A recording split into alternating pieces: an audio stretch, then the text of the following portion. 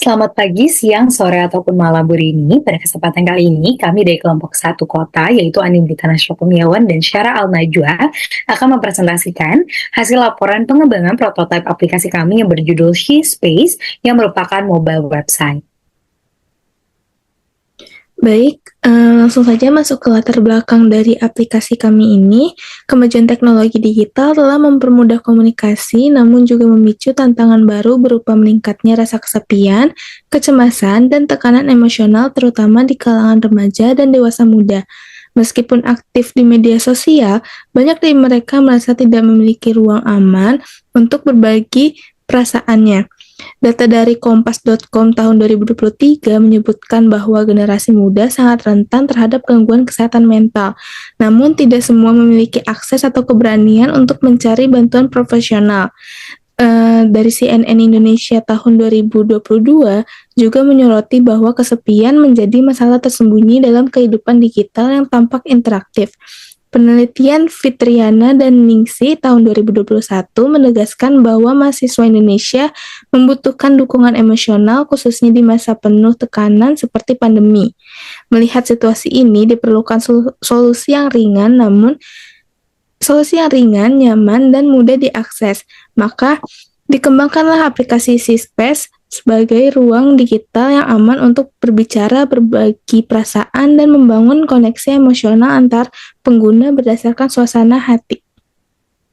Baik, tujuan dari aplikasi Sispace ini terbagi menjadi 4 poin. Yang pertama, menyediakan ruang curhat yang aman dan bebas penilaian. Yang kedua, menghubungkan pengguna berdasarkan suasana hati mereka. Yang ketiga, memberi saran aktivitas positif dan peningkatan mood. Yang terakhir yaitu alternatif ringan bagi yang belum bisa ke profesional. Baik, di sini kami mengambil 5 persona dari pengguna aplikasi kami Sispace. Yang pertama ada Aulia. Beliau berusia 20 tahun, yaitu seorang mahasiswa dengan karakteristik aktif di media sosial, sering merasa stres karena tugas kuliah, tidak terbiasa curhat langsung ke orang lain. Lalu tujuan Aulia menggunakan aplikasi kami ini yaitu ingin tempat untuk curhat tanpa merasa dihakimi. Lalu masalah Aulia ini sendiri yaitu kesulitan mengekspresikan diri secara terbuka, bingung dengan navigasi, dan dia juga bingung dengan navigasi aplikasi kami ini. Lalu yang kedua ada Intan. Dia adalah karyawan berusia 23 tahun dengan karakteristik yang sibuk bekerja, hidup di kota besar, jarang punya waktu untuk bersosialisasi. Tujuan Intan ini sendiri menggunakan aplikasi kami yaitu mencari ruang untuk mengatur emosi dan kegiatan harian. Masalah yang dihadapinya yaitu sering stres karena pekerjaannya, lalu membutuhkan penyaluran perasaan dan manajemen waktu. Lalu ada Dinda, seorang siswi SMA berusia 17 tahun dengan karakteristik sering merasa insecure, aktif di media sosial, rentan terhadap tekanan sosial. Lalu tujuan menggunakan aplikasi ini yaitu ingin merasa diterima dan divalidasi. Masalahnya yaitu kurang percaya diri dan takut dihakimi saat curhat. Baik, untuk persona kami yang keempat ini ada Nadine. Beliau adalah freelancer berusia 26 tahun dengan karakteristik banyak bekerja sendiri, suasana hati sering naik turun, terbuka dengan teknologi. Tujuan Nadine ini menggunakan aplikasi kami yaitu untuk mencari aktivitas positif untuk mengatur moodnya sendiri. Lalu masalah yang dihadapi Nadine ini yaitu sering merasa jenuh dan kehilangan motivasi. Lalu untuk persona kami yang terakhir yaitu ada Ameliana, seorang ibu rumah tangga berusia 29 tahun dengan karakteristik yang mengasuh anak, minim interaksi sosial, jarang punya waktu untuk diri sendiri. Tujuan Ameliana ini sendiri menggunakan aplikasi kami yaitu ingin memiliki ruang curhat dan hiburan yang ringan. Masalah yang dihadapi oleh Ameliana ini sering merasa lelah secara emosional, butuh ruang untuk menenangkan diri. Baik, selanjutnya ini adalah desain, yaitu rancangan tampilan antarmuka, di mana kami telah melewati beberapa tahapan seperti menentukan tipografi dan wireframe. Untuk tipografi sendiri, berikut adalah font yang digunakan untuk logo She-Space, lalu teori warna yang kami gunakan berupa tetradik. Selanjutnya adalah font, ukuran spasi, yang mana kami telah menetapkan sehingga nantinya setiap font dan juga ukuran di dalam aplikasi kami ini mudah untuk dibaca, lalu juga konsisten. Untuk wireframe juga telah kami tentukan yang mana ini menjadi acuan kami untuk nantinya membuat mockup. Berikut kami akan menunjukkan juga mockup yang telah kami buat. Mockup ini telah kami buat berdasarkan apa saja yang akan muncul di dalam aplikasi kami, fitur-fitur apa, apakah ada peringatan ataupun instruksi-instruksi yang perlu dilihat oleh user kami, sehingga berikut adalah tampilannya. Dan selanjutnya, kami juga telah membuat prototipe interaktif yang mana akan kami tunjukkan sesaat lagi. Prototipe ini dapat diakses di dalam makalah jikalau ingin dilihat lebih lanjut, namun akan kami peragakan sekarang juga. Ini adalah prototipe yang kami buat. Di depan ini adalah bernama landing page, sudah ada username, password, dan ada perintah untuk sign in untuk melanjutkan. Namun apabila belum membuat akun, dapat membuat akun di bagian sebelah sini. Jadi kita klik. Di bagian ini kita bisa membuat akun dengan nama, email, lalu juga password, dan juga tanggal lahir kita. Namun, apabila kita tidak ingin membuat akun dan ingin kembali, kita dapat klik tombol ini, dan kami juga telah membuat peringatan apabila user sepakat ingin meninggalkan halaman tersebut atau tidak, sehingga di sini dapat mengurangi kesalahan bagi user. Apabila ingin meninggalkan, maka bisa pencet yes. Lalu begitu pula dengan forget password, kita juga menentukan hal yang sama. Apabila tidak ingin meninggalkan, maka kita pencet no. Lalu apabila ingin meninggalkan, kita akan pencet yes. Selanjutnya kita akan masuk ke halaman yang pertama atau disebut dengan homepage. Nah, di homepage ini, maaf, kita sambil menunggu loading aplikasinya. Di homepage ini, kita akan masuk ke dalam mode trial, di mana aplikasi akan membantu kita untuk mengarahkan fitur-fitur apa saja yang dapat kita akses, sehingga mengurangi kebingungan untuk pengguna pertama. Jadi kita klik dulu, akan ada perintah di sini, pick your profile here, sehingga profile ini bisa kita akses dengan mudah. Kita akan edit nih, lalu kita akan memilih nih profil apa yang kita inginkan. Misalkan kita mau profilnya warna kuning, maka kita bisa save di sini, dan kita keluar. Ketika keluar, dia akan meminta kita untuk collect your first affirmation. Ternyata di sini ada afirmasi yang bisa kita collect atau kita kumpulkan. Ada beberapa aplikasi, ada beberapa afirmasi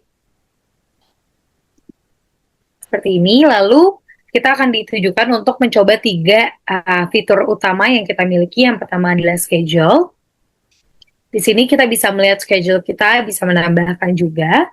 Lalu selanjutnya kita juga bisa coba lagi fitur utama lainnya, yaitu hold. Di sini kita bisa menginformasikan apa saja informasi mengenai kesehatan kita seperti run, step, gym, ataupun calories. Lalu kita bisa kembali lagi, kita akan coba fitur terakhir dari yang utama, yaitu ideas, di mana di sini adalah ide-ide aktivitas yang bisa dilakukan, di mana ini akan diupdate setiap harinya, sehingga user bisa menemukan ide-ide yang berbeda di tiap harinya. Setelah selesai, ada salah satu best feature kita. Di sini juga ada tulisan last but not least, our best feature, di mana ini adalah fitur Tell Me Your Feeling.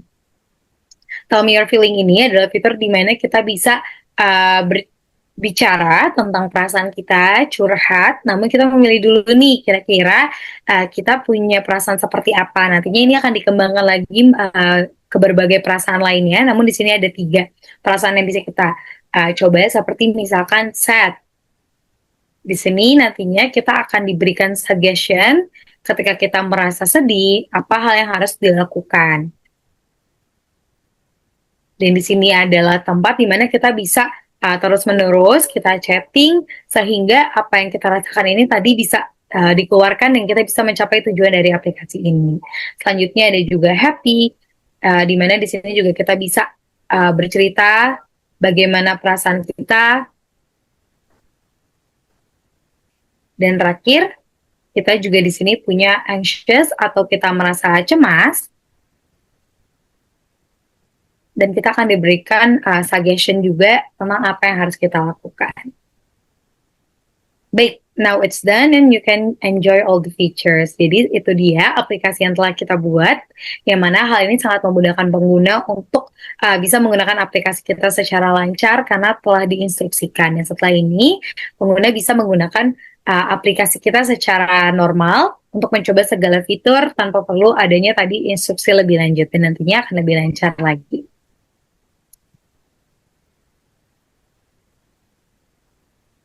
Baik, selanjutnya adalah desain juga. Namun di sini kita akan membahas dari segi information architecture dan juga user flow diagram, di mana IA ini kita rancang untuk bisa menyederhanakan navigasi untuk mempermudah user kita untuk mengakses fitur-fitur utama seperti tadi dari landing page. Kita masuk ke sign in, sign up, input name, email, password, date of birth. Lalu untuk homepage kita bisa langsung masuk ke today's affirmation, what do you need, dan turunan-turunannya. Lalu profile juga sama. Untuk user flow diagram, di sini kita tentukan untuk bisa menggambarkan bagaimana sih alur interaksi antara user dengan aplikasi kita, dari mulai start, lalu ke landing page, ke login atau sign up, lalu ke homepage dengan beserta dengan fitur-fitur kita, schedule, help, ideas, tell me your feeling. Lalu nanti di dalam sana ada choose feeling kayak happy, sad, anxious, dan nantinya akan ada chat interface. Dan kita bisa start chatting di sana. Akan ada suggestion yang appears atau muncul suggest dari aplikasi, advice seperti apa, baru nantinya selesai. Lalu kita juga menentukan data flow dan juga state transition, di mana data flow ini kita mencatat dan menyimpan data pengguna secara aman di cloud. Di sini kita bagi menjadi dua, ada user database yang mana ini adalah database untuk user seperti nama, tadi tanggal, password, itu semua dari user database. Sedangkan kita juga punya database untuk setiap fitur seperti tadi mood, activity. Jadi ada database-nya sendiri. Di sini data-data itu akan secara aman disimpan dan nantinya akan menjadi modal untuk kita sebagai pengembang aplikasi untuk bisa terus mengembangkan aplikasi. Lalu juga ada state transition, di mana ini adalah bentuk transisi dari setiap fitur yang kita punya. Misalkan di sini kita pakai fitur Tell Me Your Feeling, akan ada misalnya trigger di mana user memilih emoticon, terus juga memilih happy, sad, atau anxious, dan nantinya akan ada matchmaking, kayak kita menyediakan room yang sesuai dengan pilihan emoticon dari apa yang user pilih, baru di situ akan terjadi interaksi berupa chat. Selanjutnya ada evaluasi. Kita melakukan evaluasi berdasarkan 3 metode. Yang pertama ada SUS, yaitu System Usability Scale, di mana kita sudah menentukan task list-nya. Kita juga sudah melakukan SUS tersebut dengan 5 user, dengan kategori dan latar belakang yang berbeda-beda usernya. Dan temuan serta analisisnya adalah task yang paling susah atau paling sulit adalah Chance Profile, karena sebelumnya ini banyak yang melewatkan fiturnya dan tidak ada tanda-tandanya. Oleh karenanya, di bagian trial kita sudah membantu user untuk bisa lebih mudah melakukan atau mengubah profil mereka. Lalu Tell Me Your Feeling, ini juga lumayan sulit karena mereka tidak tahu harus klik apa untuk lanjut, sedangkan affirmation dan help sudah cukup mudah sehingga mereka sukses melakukannya tanpa hambatan. Selanjutnya, Baik, selanjutnya ini ada bagian heuristic evaluation yang dimana sudah disajikan dalam bentuk tabel yang memiliki 10 poin, bisa dilihat sendiri di sini. Lalu rekomendasi perbaikannya ini kami merekomendasikan untuk menambahkan onboarding screen atau tutorial awal saat penggunaan pertama kali membuka aplikasi. Lalu kami juga merekomendasikan untuk sediakan indikator visual atau teks yang menjelaskan atau langkah-langkah dalam fitur interaksi, lalu menerapkan icon dan label standar untuk menu seperti profile atau pengaturan. Lalu juga di sini yang terakhir itu menggunakan pesan error atau tooltip untuk membantu pengguna mengenali kesalahan dan cara memperbaikinya. Baik, selanjutnya adalah observasi kualitatif, di mana berikut tabel hasil wawancara dan observasinya, dan ditemukan hasil yang mirip seperti change profile menjadi salah satu fitur yang sulit untuk ditemukan, schedule lumayan baik, dan mereka bisa menggunakannya dengan baik, affirmation juga cukup sederhana dan mereka bisa menggunakannya dengan baik, fitur hold juga sama, namun tell me your feeling, mereka suka banget sama konsepnya, namun memang secara pengguna mereka masih cukup bingung, namun ini adalah evaluasi yang kami lakukan sebelum adanya pengembangan, sedangkan prototipe yang tadi kami tunjukkan adalah sesuatu yang sudah kami kembangkan dari hasil evaluasi yang kami dapatkan dari 3 metode tadi, SOS, heuristik, sama observasi secara kualitatif. Baik, kesimpulannya, kita bisa menyimpulkan bahwa Space ini merupakan aplikasi digital yang efektif dalam membantu generasi muda menghadapi tantangan emosional melalui fitur seperti pelacak mood, saran aktivitas, ruang chat curhat anonim. Namun, walaupun Space ini memiliki potensi yang cukup besar, Space juga memerlukan perbaikan pada aspek navigasi ataupun kejelasan dalam fitur-fiturnya untuk pengembangan berikutnya. Baik, adapun saran untuk aplikasi kami sendiri ini yaitu untuk mengembangkan Space ini kami mencakup perbaikan navigasi agar fitur lebih mudah diakses, penambahan panduan visual untuk fitur yang kompleks, penggunaan icon yang lebih familiar, penyajian informasi dengan grafik yang menarik, serta melanjutkan pengujian dan penyempurnaan aplikasi agar semakin relevan dan membantu pengguna. Baik, sekian presentasi dari kelompok kami. Kurang dan lebihnya mohon maaf. Terima kasih atas waktu dan perhatiannya.